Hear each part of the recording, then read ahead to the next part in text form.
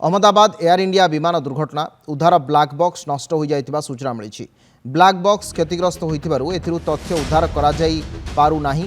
दुर्घटनाग्रस्त air India Boeing 787 Dreamliner विमान रो black box क्षतिग्रस्त होइछि। तथ्य उद्धार पई एहाको अमेरिका पठा जाई पारे बोली जणा पड़िछि। तेबे सरकार शेष निष्पत्ति नेबे बोली सूचना मिली। ब्लैक बॉक्स प्रकृत में दुईटी उपकरण कॉकपिट वॉइस रेकर्डर बा सीवीआर एवं फ्लाइट डाटा रेकर्डर बा एफडीआर को नहीं गठित।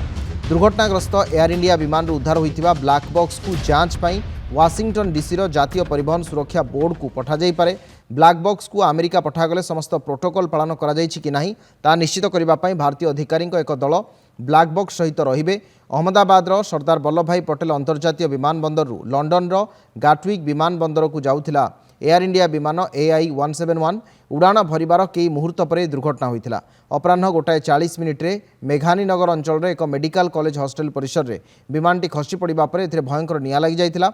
विमान 242 जनों मध्य केवल जड़े बंची। दुर्घटना 28 घंटा पर दुर्घटनाग्रस्त एयर इंडिया विमान ब्लैक बॉक्स उद्धार करा जाइथिला।